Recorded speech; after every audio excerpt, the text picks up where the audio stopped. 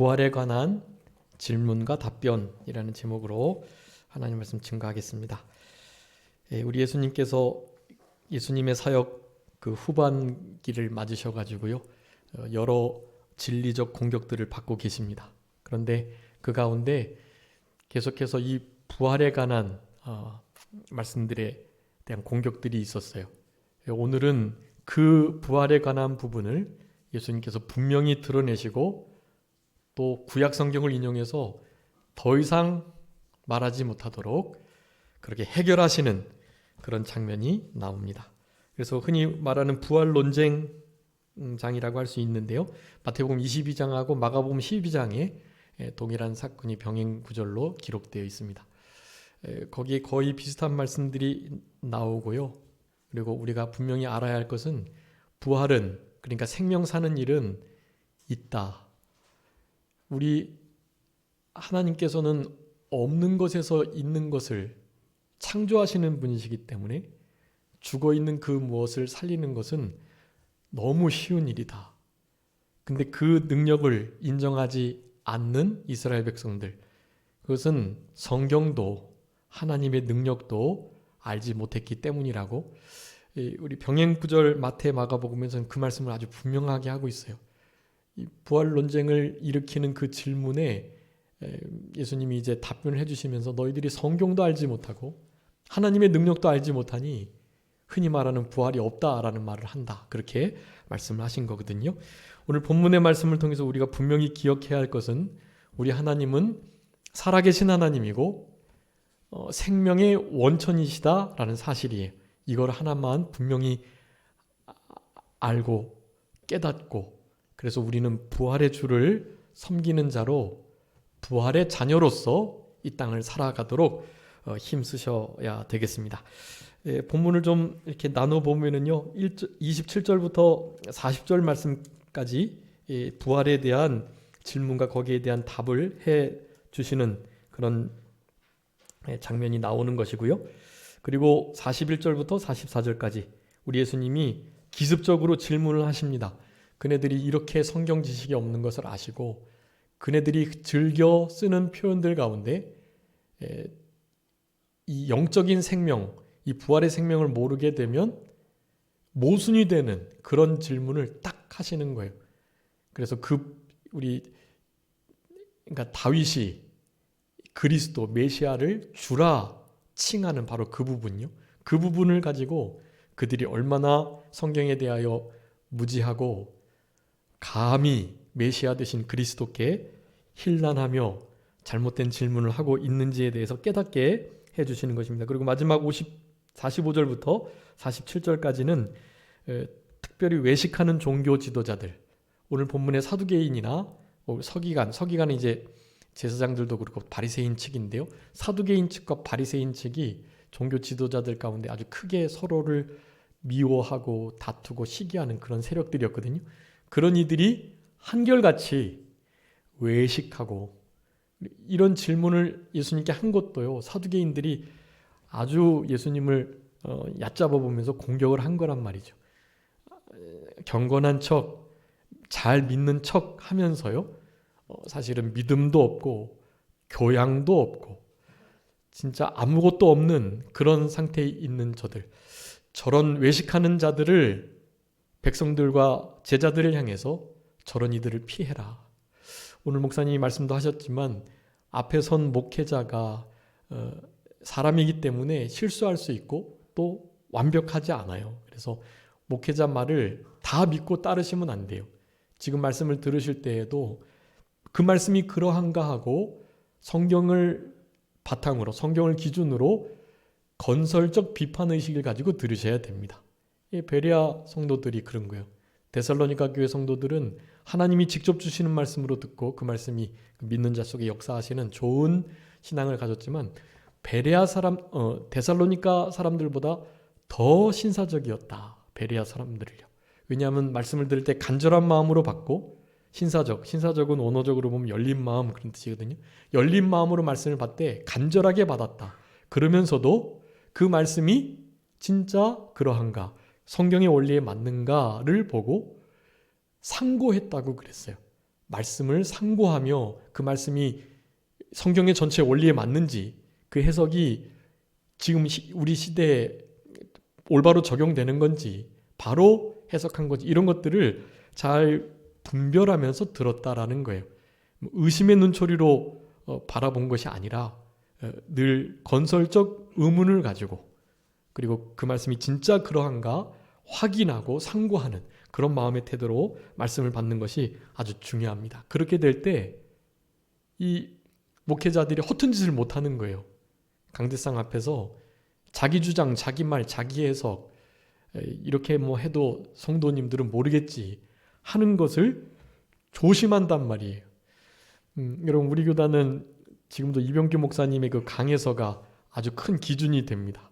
그래서 어떤 지방교회에서는요, 이렇게 뒤에 그 교회에 원래부터 계셨던 토박이 집사님, 권사님들이 목사님 이제 주보에 본문이 나오니까 본문 보고 그 본문의 강해서를 딱 가지고 오세요. 강해서를 가지고 오셔서 뒤에다가 딱 펼쳐놓고 우리 목사님이 이병규 목사님 강해서대로 하나하나 보자 하면서 다 체크하는 거예요. 그래서 조금이라도 해석을 달리하거나 이상하게 하면 오셔가지고 따지는 거예요.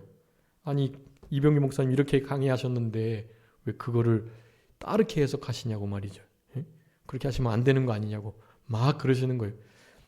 그렇게 해석될 수도 있고, 또 성경의 다른 원리를 통해서 개혁주의 교회 안에서는 이렇게 해석해도 됩니다.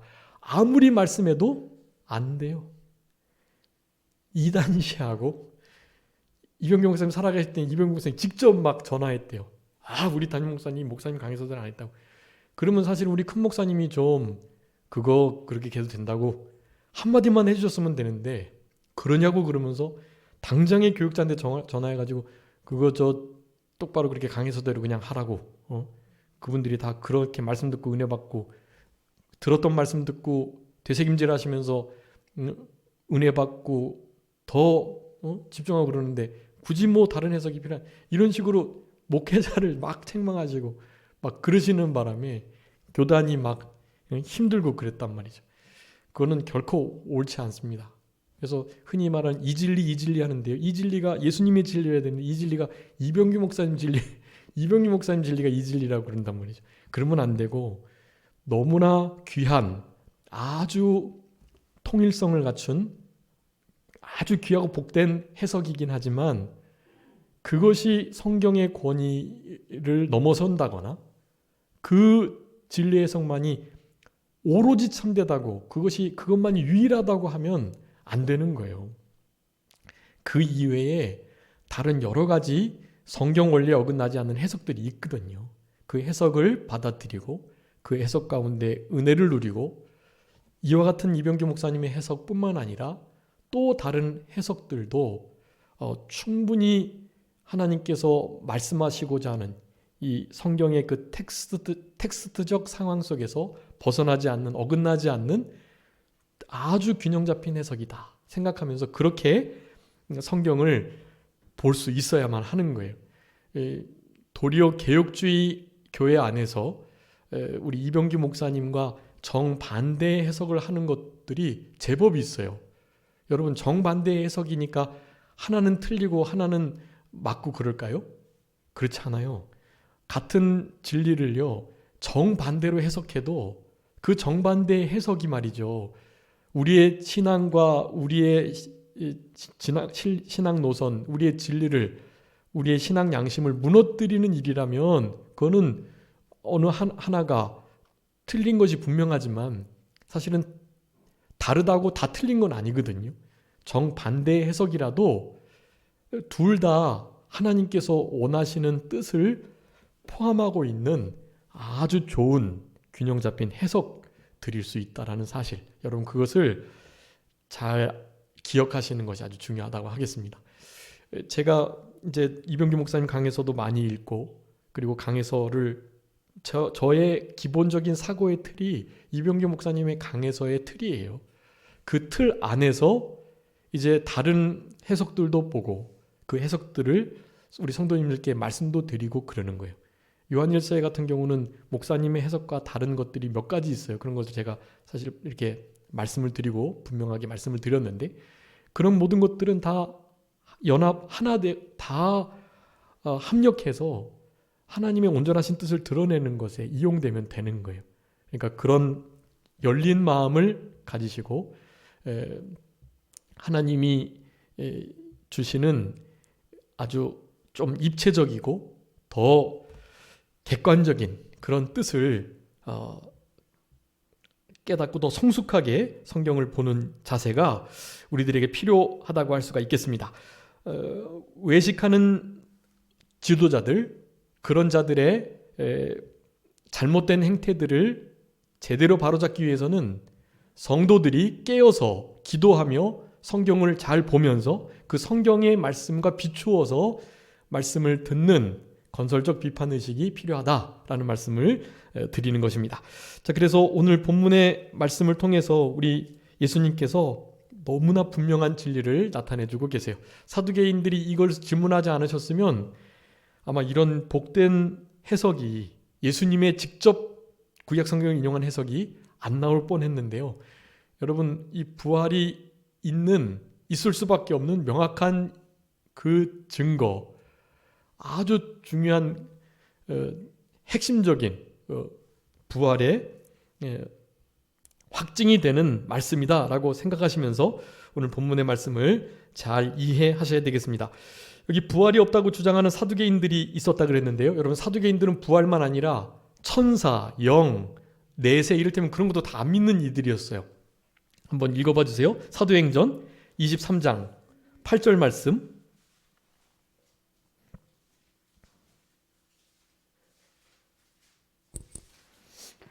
이는 사두개인은 부활도 없고 천사도 없고 영도 없다 하고 바리새인은 다 있다 함이라. 아멘.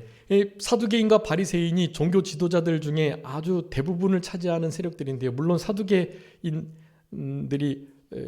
훨씬 수가 적습니다. 바리새인들이 훨씬 더 많은 거예요. 그럼에도 이 바리새인들이 주장하는 부활, 영생, 영, 천사, 이런 것들을 이 사두개인들은 정면으로 반박하고, 흔히 말하는 현세주의자로 이 땅에서 막 잘 살고자 하는 그런 마음을 가진 자들이에요. 그런 자들이나 외식하면서 거룩거룩하면서 뒤에서는 딴 일을 하는, 하루살이는 걸러내면서 약대는 삼키는, 말은 하면서 자기 자신은 전혀 움직이지 않는 그런 외식하는 바리새인들과 사실 다르지 않아요. 같은 거예요, 둘 다. 믿는 거는 잘한 거죠. 부활이 있고 천사가 있고 영들이 있고 내세가 있고 그런 것을 믿는 건 참 잘한 일이에요. 그런데 그 제대로 믿은 그 믿음으로 인해서 결과가 좀 생겨야 되는데 전혀 그렇지 않고, 사실은 사두개인이나 바리새인이나 흔히 사자성어로 돛진개찐이라고 하죠. 돛진개찐, 도토리 키재기, 그냥 내나 같은 거예요. 둘이 다르지 않아요. 그런 종교 지도자들 밑에 뭐 어떤 좋은 신앙의 사람들이 있을 수가 있겠어요. 오직 다른 반차를 따라난 예수 그리스도와 그의 제자들이 그 모든 일들을 개혁하는 수밖에 없는 거예요. 그래서 그리스도교, 개신교, 기독교라는 게 시작되었던 것입니다. 그들을 크리스찬이다라고 불렀고요. 유대교와 다른 하나님을 경외하는 자들의 타락된 신앙으로부터 진짜 하나님의 아들 메시아를 믿는 참된 하나님의 백성들, 흔히 말하는 성도들, 거룩한 무리, 바로 크리스찬, 기독인이 생기게 되었던 것입니다. 자, 그래서 이 사두개인의 이와 같은 물음, 28절에 보면 모세의 말을 들어가지고, 이 모세의 말은 당연히 신명기 25장에 있는 그 말씀이에요. 이것은 흔히 계대 계통법이라 그래서요, 형님이 결혼을 했는데 형님이 아이를 낳지 못하고 죽었어요. 그러면 그 동생이 형수님과 이렇게 결혼을 해서 형님의 자녀를 일단 낳고 그 다음에 이제 자기 자녀를 삼는 그런 일이에요. 자기가 형수님과 결혼을 해가지고 아이를 처음 낳으면 그 아이를 형님의 자녀로 삼아야 되는데 그것이 싫은 자들이 실제로 다른 모습을 보이는 일들이 많이 있었어요. 어쨌든 그것은 하나님께서 경건한 자손을 이루시기 위한 그런 방편이었는데, 그런 계대 계통법을 들어서 봐라, 이런 하나님의 명령이 있는 걸 보니 부활이 없다라고 지금 증거를 삼아가지고 예수님을 공격하는 거예요. 그랬는데 당연히 이때 당시에는 실제로 이런 일들이 종종 있었던 것 같아요. 그래서 그런 일들을 예를 들어가지고 예수님께 대하여 부활에 대하여 부활이 없음을 이렇게 증거하면서 논쟁을 일으키고 있는 것입니다. 그랬을 때 누구의 아내가 되겠느냐 33절에 물었더니 예수님께서 말씀하십니다. 이 세상의 자녀들은 장가도 가고 시집도 가지만 저 세상과 및 죽은 자 가운데서 부활함을 얻기에 합당 여김을 받은 자들은 장가가고 시집가는 일이 없다라고 말씀하면서 이 세상과 저 세상을 분명히 구분하고 계시고, 사실은 여러분 성경에 하나님의 나라에 대해서 영원한 천국 거기에 대해서 자세히 설명해 놓은 게 없어요. 근데 우리 예수님이 몇몇 이런 말씀들을 통해서 천국이 대략 이런 곳이다라는 것을 짐작해 볼 수 있도록 하셨어요. 여러분 하늘나라, 천국, 부활 이런 것에 대해서는 사실은 우리가 생각지도 못한다고 성경은 말하고 있어요. 우리는 생각지도 못해요. 하나님께서 이렇게 계시 열어서 보여주시지 않으면 우리는 감히 상상도조차 못하는 거예요. 그런데 이런 말씀을 통해서 우리는 큰 빛을 얻게 되는 것입니다. 아, 저 세상, 천국은 이런 곳이구나. 그런 것을 우리가 짐작해 볼 수 있는 거죠. 자, 그래서 세상 자녀들 그리고 저 세상 하나님의 자녀, 부활의 자녀들의 삶은 다르다라는 것을 말씀하면서 아까 말씀드렸던 것처럼 마태복음 22장 29절에 너희가 성경도 하나님의 능력도 알지 못한 거로 오해했다라고 말씀해요. 여러분 성경에서는 오해하지 않도록 하는 것이 중요하다고 교훈합니다. 우리 예수님께서도 이제 베드로가 세를 바치는 것이 가하냐라는 질문을 하면서 세를 바칠까요 말까요 하는데요. 당연히 세를 우리가 왕이고 왕의 자녀들이니까 안 바쳐도 되지만 세를 바쳐야 된다라고 말씀하면서 물고기를 잡아서 올리면 그 물고기 입에 뭐가 있다고요? 너와 나를 위한 세금이 있다. 그것으로 세를 내라. 그렇게 이제 말씀하신단 말이죠. 그러면서 하시는 말씀이 저들로 오해하지 않게 하기 위해서 세를 바치라 라는 말씀을 해요. 여러분 우리가 어찌하든지 다른 사람으로 하여금 오해하는 일이 없도록 행동하고 생각하고 말하고 해야 합니다. 네, 까마귀 날자 배 떨어진다 라는 말이 있죠. 오비이락. 그리고 어디서 가끔 고쳐 매지 말라고요? 네? 무슨 나무요? 은행나무요? 잊어버렸네. 무슨 나무예요? 아, 고염나무. 고염 열매 있잖아요. 고염나무 열매 밑에서 가끔 고쳐 매면 안 되는 거예요. 남의 밭 채소 앞에 가서 신발끈을 고쳐 매면 안 돼요. 괜히 다른 사람들로 하여금 오해하도록 하는 일을 해서는 안 되는 거예요. 오해한 사람도 신중하지 못한 거죠. 좀 더 살펴보고 조금 더 관찰해 보면 아닌 것을 알 텐데 그렇지 못하고 그냥 쉽게 판단해 버리는 거예요. 그래서도 안 되겠지만 그럴 빌미를 제공해 주는 것이 더 잘못됐다라는 것을 말씀하는 거예요. 그래서 우리 예수님 그런 오해를 지금 풀어주시려고 너희들 오해했다. 사실 오해한 게 아니죠. 그들은 신앙이 원래 그런 거예요. 현세에 집중하고 싶어서 내세, 영원한 것, 천사, 영, 부활 이런 거 없다. 마음대로 살아가려고 사실 그러는 거예요. 당연히 반대파인 바리새인들은 경건하게 살아야 되겠지만 말은 반대로 하면서도 행동은 사실 다르지 않아요. 보지 않는 데서는 사두개인보다 더 이 세상을 바라보며 이 땅에 소망 두며 살아가는 저들이었던 것이, 그런 자들을 이제 흔히 외식하는 자라고 말을 하는 것인데요. 예수님께서 성경도 하나님의 능력도 알지 못했기 때문에, 깨닫지 못했기 때문에 오해했다라고 말씀하면서 우리로 하여금 무엇을 알아라? 성경의 또 하나님의 능력을 알아라. 성경을 분명히 알고 분명히 깨닫고 하나님의 능력, 전지전능하신 만능의 능력, 그 능력을 잊지 말고 그 능력을 분명히 깨닫고 그 능력에 모든 것을 의지하고 맡기라 라고 말씀하시는 거예요. 우리 목사님 오늘 말씀 주셨는데 우리가 믿음의 경주, 신앙의 경주를 하는 방법 중에 이제 무거운 거 벗어버리라겠죠. 나에게 무거운 게 뭔가 진짜 생각해 보는 게 아주 중요합니다. 그러면서 그 무거운 것들을 어떻게 하라고요?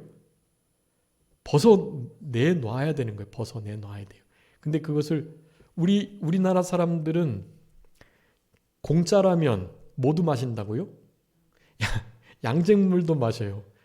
그러니까 내 몸에서 뭔가를 내려놓는 것이 싫은 거예요. 그게 뭐든지 하여간 내려놓는 걸 싫어하는 것 같아요. 아까우니까. 어쨌든 내 몸에 있었던 건데 아까우니까. 예. 그런 육신의 부패성과 또 욕심들, 그걸 지나친 욕심을 탐욕이라고 하는데 그 탐욕을 우리는 어디에 못 박아야 돼요? 십자가에 못 박아야 돼. 우리의 정과 욕심을 못 박아야 합니다. 이미 예수님 못 박힐 때 우리는 이미 못 박힌 자들이에요. 그래서 옛사람은 그 십자가에서 이미 우리는 죽었어요. 우린 죽은 자로 날마다 죽노라 고백하며 살아가야 되는 거예요. 날마다 죽고 또 죽고 그래서 자신을 쳐서 복종시키고 그렇게 내 안에 그리스도께서만 사시도록 그렇게 살아가는 것, 그게 크리스찬인 것입니다. 당연히 우리 안에 있는 되지 못한 것, 연약한 것, 그리고 죄된 여러 부패성들, 무거운 짐들, 신앙의 경주를 못하게 우리를 얽어매는 우리가 쉽게 넘어지기 쉬운 얽혀서 넘어지기 쉬운 그 모든 것들, 여러분 이런 것들을 다 십자가 아래 벗어내 던져야만 하는 거지. 그게 없이는 성화, 우리의 구원을 결코 이루어갈 수가 없는 것입니다. 그런 삶을 우리들에게 요구하시는 것인데요. 그러기 위해서는 우리는 이 성경 말씀, 하나님의 능력을 철저하게 의지하시고 하나님께 내어 맡긴 것, 그분만을 의지하는 것은 하나님께서 반드시 책임져 주시니까 우리가 100% 맡기면 100% 책임져 주시는 거예요. 50% 맡기면 50%밖에 안 책임져 주세요. 그러니까 다 십자가 아래 무거운 짐, 얽매기 쉬운 모든 죄들 다 벗어버려 날마다 죽는 그 삶을 우리는 살아야만 하는 것이에요. 그런 삶을 못 살면 사두개인, 바리새인들처럼 사실 성경도 오해하고 하나님의 능력도 알지 못하는 그런 좀 안타까운 신앙생활을 할 수밖에 없다. 여러분 우리가 사망 선고를 받은 것처럼 어려운 일을 당하는 것은 왜 그렇게 하나님이 어려움을 주신다고 말씀하시나요? 사도 바울은 고린도후서 1장 9절에 죽은 자를 다시 살리시는 하나님만 의지하게 하시기 위해서 우리에게 죽을 고통을 주시는 거다. 그렇게 말씀해요. 여러분 우리에게 있는 원치 않는 어려움이나 고난들, 역경, 난관들 그리고 무거운 짐들 우리 예수님께서 이 땅에 오신 이유는 대부적 구속사역이라 그랬죠. 대부, 짐질부자. 우리의 짐을 날마다 져주신다 그랬단 말이에요. 목사님이 말씀하신 것처럼 수고하고 무거운 짐진 자들아 다 내게로 오라. 내가 너희를 쉬게 하겠다. 그렇게 말씀하셨어요. 그러면서 예수님의 멍에를 함께 지자는 거예요. 예수님 멍에는 쉽고 가벼우니까. 그 멍에 함께 지면 예수님이 다 지시는 거고 우리는 발걸음만 띄면 되는 거예요. 우리 큰 목사님이 그런 예를 많이 드셨습니다. 어미 소가 멍에를 메고 그 옆에 새끼 소를, 송아지를 함께 메면 누가 사실은 모든 멍에 다 지는 건가요? 어미 소에게 모든 하중이 다 실려가지고 사실은 송아지에게는 멍에를 메긴 맸지만 멍에를 통해서 송아지에게 실려지는 짐의 그 하중이 없는 거예요. 없어요. 어머니가 다 지는 거예요. 어머니 소가. 그러니까 송아지는 뭐만 하면 된다고요? 걷기만 하면 되는 거예요. 발만 뛰면 되는 거예요. 발만 뛰면 사실은 송아지가 어미 소가 모든 것을 다 지고 가고 있기 때문에 그냥 슬건슬건 걸어가기만 하면 된다는 거예요. 여러분, 그런 의미입니다. 그런 게 우리 안에 있는 주님이 주시는 참된 평안과 안식이라는 것이에요. 그것을 누리기 위해서 하나님만 의지하고 하나님께 모든 것을 맡기는, 하나님의 능력을 철저하게 의지하는 우리들이 되어야 되는 거예요. 그런데 이들은 그렇게 살아가지 않았고 그럴 생각도 못하기 때문에 이런 논쟁을 벌이고 있는 것입니다. 그러면서 우리 예수님께서 저 세상에 대한 말씀들을 하세요. 자, 죽은 자 가운데서 부활함을 얻기에 합당히 여김을 받은 자, 어떤 자들이죠? 하나님의 택함을 받은 자, 부르심을 입은 자, 주님께서 찾아와 주신 자, 그래서 만남받은 자, 그들을 가리켜요. 우리는 믿기로 작정된 자들이에요. 그러니까 우리는 그저 감사할 뿐인 것입니다. 우리가 부활의 자녀가 된 것도 그래서 그런 거예요. 내가 뭐 잘해서, 내가 믿어서 구원받은 게 아니에요. 이런 것을 명확히 하셔야 돼요. 선행적 은혜가 있다 그랬죠. 우리는 내가 회심하고 내가 회개하고 내가 예수님을 믿었기 때문에 구원받은 게 아니라, 그러기 전에 먼저 성령님께서 우리 가운데 찾아오셔서 우리의 죽은 영을 말씀으로 살리시는 거예요. 말씀으로 살리신 다음에 그 살아난 영이 복음을 듣고 회개와 믿음을 갖게 되는 거예요. 그때 이제 회심의 역사가 나타나서 인격적으로 예수님을 모시게 되는 거죠. 먼저 우리에게 찾아오시는 이 찾음받은 자, 이사야 62장 12절에 우리의 별명 찾음받은 자다.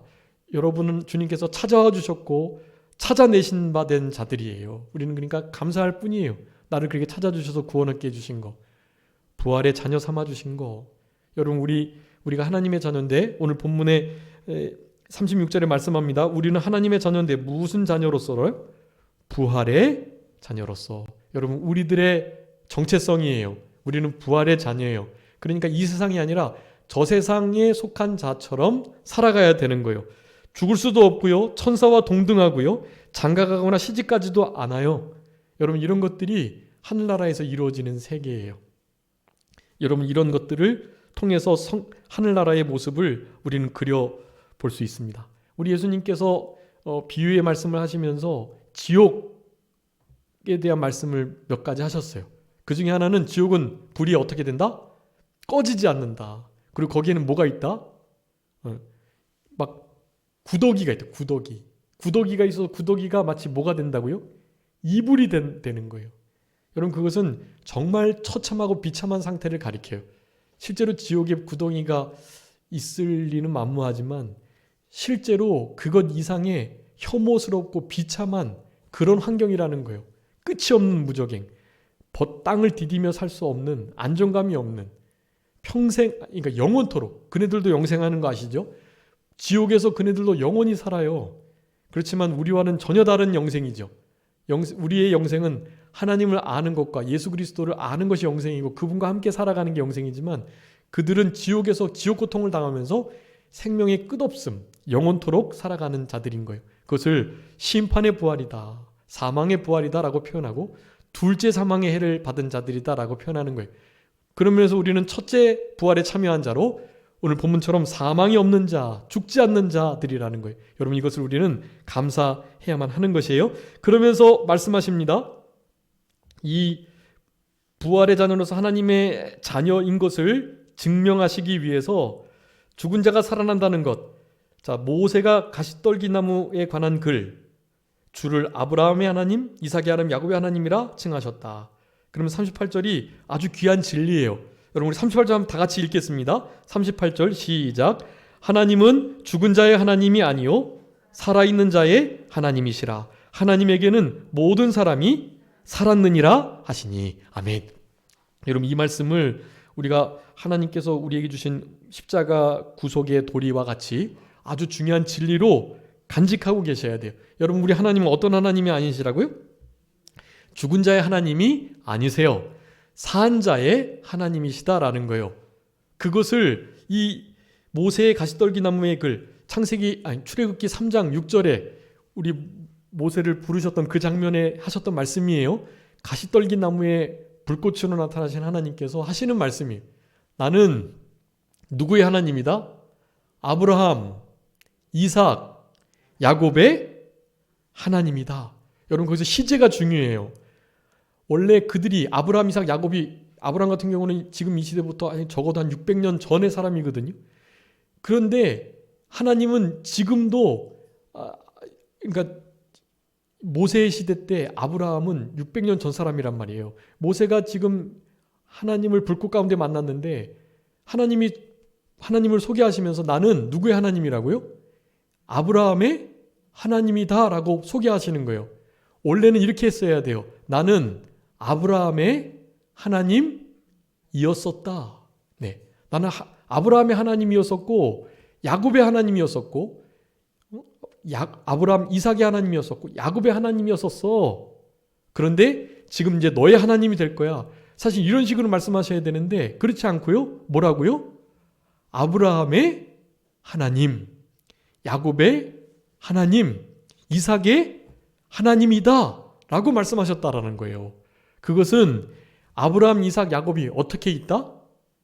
살아 있어서 지금도 하나님과 관계, 교제를 맺고 있다라는 것을 말하는 거예요. 여러분, 시제가 그래서 아주 중요합니다. 그 말씀을 들어서 봐라. 이미 모세도 이때 알았다. 아브라함, 이삭, 야곱 그들은 죽은 게 아니라 살아있다라는 것을 알았다. 그렇게 표현하는 거예요. 여러분, 이것에 대해서 반문할 수가 없어요. 성경을 읽어본 사람들은. 당연히 구약 그 출애굽기 3장 6절에 진짜 시제가 현재 시제로 기록되어 있거든요. 그러니까 말 못하는 거예요. 그렇다면 진짜 하나님이 아브라함하고 지금도 교제하고 계시는 거고 그러면 아브라함이 살아있나? 그런 생각을 하는 거예요. 그들에게는 아브라함, 이삭, 야곱은 이미 죽은 자들이라고 생각하고 있는데 말이죠. 그러니까 우리 하나님은 누구의 하나님이 아니다? 죽은 자의 하나님이 아니다. 산 자의 하나님이다 라는 것을 우리 예수님께서 증거해 주신 거예요. 여러분, 부활의 너무나 명백한 증거입니다. 물론 이 증거가 우리가 믿는 교과서에 나와 있으니까 다른 사람들은 이 교과서를 인정하지 않으니 당연히 안 믿겠죠. 그렇지만 이 교과서를 믿고 있는 우리들에게는 너무나 명확한 증거가 되는 거예요. 자, 우리 하나님은 산 자의, 살아있는 자의 하나님이시다. 38절 산 자의 하나님이라고 개역 성경에 되어 있거든요. 근데 이것을 살아있는 자의 하나님이다라고 말씀하고 계세요. 모든 사람이 살아있다라고 첨가했는데요. 여러분, 우리 하나님께는 생명의 원천, 생명의 근원이신 우리 하나님께는요, 모든 사람이 살아있는 거예요. 실제로 지옥에 간 자들도 우리 하나님께는 살아있는 자들이에요. 그래서 하나님의 공의를 그리고 참된 영원한 안식과 천국을 오롯이 드러내는 도구로 그 모든 지옥과 또 둘째 사망의 일들을 사용하고 계시는 것이다 라고 할 수가 있겠습니다. 여러분, 오늘 본문의 말씀을 통해서 우리가 기억해야 할 것이 있어요. 여러분, 우리의 생명은 하나님께 속해 있고 그 생명을 우리 주님께서 보호하고 계세요. 그러니까 어떠한 죽음의 두려움이 와도 죽음을 이겨내셔야 돼요. 죽음의 고통도 이겨내셔야 합니다. 바로 부활의 생명으로요. 우리는 부활의 자녀들이고 우리가 가진 생명은 육체의 생명이 아닌 부활의 생명이기 때문에 그래요. 그러니까 부활의 생명으로 살아갈 때 여러분, 이 땅의 모든 어려움들을 이겨낼 수 있습니다. 예수님께서 우리에게 요구하시는 건 그거예요. 두려워하지 말고 생명을 주관하시는 하나님께, 생명의 원천이신 그 하나님께, 살아있는 자들의 하나님께 모든 것을 맡기고 그 하나님을 전적으로 신뢰하고 의존하라. 우리에게 요구하고 계시는 거예요. 여러분, 시편 36편 9절에 생명의 원천이신 주께서 표현하고 있어요. 여러분, 생명의 원천이세요, 우리 하나님이. 그러니까 그분께 붙어 있어야만 생명을 늘 받아 누리며 살아갈 수 있는 거예요. 우리 맥체인 성경 오늘 민수기 16장 읽으셨겠지만 그 16장 22절에 말씀해요. 모든 육체의 생명의 하나님이여 라고 말씀하면서 우리 하나님의 긍휼을 이렇게 바라는 우리 모세의 중보가 나옵니다. 거기 고라, 다단, 그 다음에 온 이런 이들이 막 모세와 아론을 대적하는 바로 그 장면이에요. 그네들 땅이 입을 벌려서 그들을 삼키는 역사가 있었죠. 그 일에 모세가 또 나서가지고 중보하면서 모든 육체의 하나님이라는 표현을 쓰고 계세요. 여러분, 모든 육체의 생명의 하나님, 여러분, 우리가 모시는 하나님은 생명의 원천이시고 생명의 하나님이시다라는 것을 기억하시면서 우리는 다른 힘이 아닌 바로 이 부활의 생명으로 이 땅을 살아가야 하는 것이, 우리 예레미야 10장 한번 읽어주세요. 10장 10절, 예레미야 10장 10절.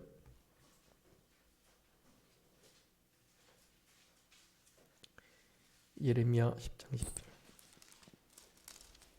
오직 하나님은 참 하나님이시요 살아계신 하나님이시요 영원한 왕이시라. 그 진노하심에 땅이 진동하며 그 분노하심을 이방이 능히 당하지 못하느니라. 아멘. 여러분, 우리 여호와 하나님은 어떤 하나님이요? 참 하나님이시고 어떤 하나님이요? 살아계신 하나님이시다. 여러분, 우리가 모시는 하나님이 진짜 살아계신 능력의 참 하나님이세요. 여러분, 그러니까 우리가 겪고 있는 모든 상황들을 하나님은 다 알고 계시고요. 그 상황을 다 주관하고 계시는 분이세요. 그러니까 그분께 핸들을 넘겨드려야 합니다. 그분이 핸들링 하실 수 있도록. 그러고 나서 그분만을 전적으로 의지하면 여러분, 남은 때는 우리가 부활의 생명으로 부활의 능력을 가지고 부활의 자녀답게 부활을 증거하며 살아갈 수 있게 되는 것입니다. 여러분, 지난 부활절에 말씀드린 거 혹시 기억나시나요? 이 부활의 역사, 이 역사는 너무나 중요한 역사라서 우리 성부, 성자, 성령 하나님이 함께 합동해서 하시는 역사라고요. 하나님께서도 예수님을 살리신 것처럼 우리를 살리실 것이고 예수님께서도 우리를 살리실 것이라고, 또 성령님께서도 우리를 살리실 것이라고 말씀하고 계세요. 여러분, 그러니까 성부, 성자, 성령 하나님 우리를 살려주시는 분으로 계세요. 그러니까 두려워하지 마시고 당당하게 죽을 고통, 죽음과 다를 바 없는 고통과 염려, 근심의 일들을 이겨내셔야 합니다. 승리하셔야 돼요. 부활의 생명으로요. 우리를 부활케 하시는 성부, 성자, 성령 하나님이 계시니까요. 여러분 꼭 기억하세요. 고린도전서 6장 14절 우리 하나님이 우리를 살리신다. 또 요한복음 6장 40절, 로마서 8장 11절 성령님께서 우리를 살리신다. 예수님께서 우리를 살리신다. 분명히 말씀하고 계세요. 그러니까 이 살아난 생명, 이 생명을, 부활의 생명을 여러분 영생이라고 말합니다. 그래서 여러분 거기다가 여기 부활 옆에다가 써주세요. 아까 고린도전서 6장 14절, 요한복음 6장 40절, 로마서 8장 11절 쓰신 다음에요. 자, 그 생명, 그 부활의 생명을, 우리를 부활케 하시는 살리신 그 생명을 우리가 부활의 생명이다라고 표현하는데 그 생명은 성경에서는 영생이라고 말하는 거예요. 영생. 근데 여러분 그 영생을, 영원한 생명을 성부, 성자, 성령 하나님께서 우리에게 주시는 거고 그것이 성부, 성자, 성령 하나님께서 보호하고 계시는 거예요. 여러분 그러니까 그것을 뺏을 자가 없어요. 그 생명을 건드릴 자가 없는 거예요. 여러분 영생을 주시는 분 그것도 한번 적어주세요. 골로새서 3장 3절 하나님께서 우리의 영생을 우리에게 주시는 분, 우리의 생명이 하나님 안에 있는 거. 요한일서 5장 11절 이 영생은 또한 예수 그리스도 안에 있다는 것 말씀하고 있고요. 갈라디아서 6장 8절 그것은 성령을 통해서 영생을 거둔다라고 말씀해요. 여러분 그러니까 성부, 성자, 성령 하나님께서 우리로 하여금 부활의 영원한 새 생명을 누리고 얻게 해주신다. 그것을 우리에게 주시는 분, 그 생명을 보호하시는 분, 성부, 성자, 성령 하나님이시다. 여러분 아는 것을 기억하시고 생명이신 살아계신 하나님께 우리의 모든 어려움들을 맡기시면서 남은 때는 부활의 생명으로 우리 주님과 늘 교통하시며 동행하시면서 우리의 신앙의 다른 박질, 믿음의 경주를 잘 경주하시는 우리들이 되어야 되겠습니다. 자, 기도하겠습니다. 살아계신 우리 아버지 하나님 감사합니다. 우리들에게 부활의 질문과 답변을 통해서 우리 하나님께는 모든 사람이 살아있고 우리 하나님은 죽은 자의 하나님이 아니요 산 자의 하나님이시라는 복된 진리를 우리로 깨닫게 해주시는 우리 아버지 하나님 감사합니다. 이 부활의 영원한 새 생명, 이 생명이 성부, 성자, 성령 하나님께서 우리에게 주시는 것이며 그 생명인 영생이 성부, 성자, 성령 하나님께로부터 그분 안에 있다는 것을 우리들에게 분명히 교훈하시는 이 진리의 말씀을 믿고 확신하며 남은 때는 우리의 육신의 생명이 아닌 이 부활의 영원한 영생의 생명으로 남은 때를 승리하면서 두려움 없이 당당하고 담대하게 살아갈 수 있는 우리 모두가 되게 하여 주시옵소서.